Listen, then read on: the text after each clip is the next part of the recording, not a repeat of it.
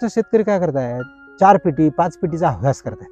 हव्यासापोटी काय व्हायलंय, आपण एखाद्या समजा बैलाला किती जरी पोटाला घातलं तरी त्याचा हत्ती होईल का, नाही होणार.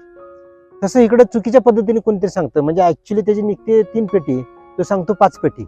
आणि या हव्यासापोटी शेतकरी मग नको ती बाजारातली अन्नद्रव्य किंवा औषधं आणून त्याच्या घालत जातो आणि त्यात वाहत जातो.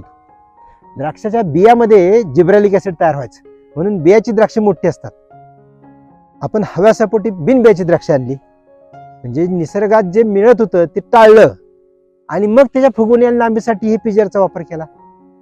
म्हणजे प्रत्येक वेळी आपण दुष्टचक्र आपण खड्डा खणतोय आणि त्या खड्ड्यात पडतोय. द्राक्ष खाताना आज लोकांना व्यापारी म्हणतात मला लांबी पाहिजे, तर लांबी पाहिजे तर तू काकडी खा ना, पडवळ खा.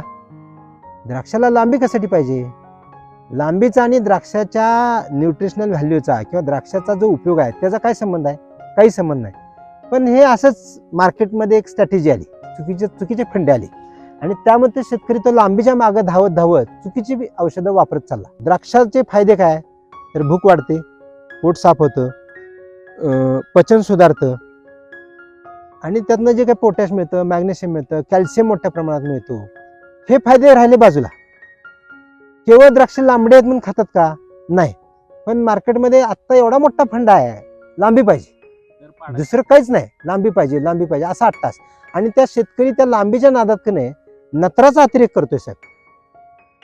आणि हा नत्र काय करतो, नत्राचं पचन 5 टप्प्यामध्ये होतं. त्यातला जो शेवटचा टप्पा आहे तो प्रोटीन म्हणजे अन्न तयार होतं.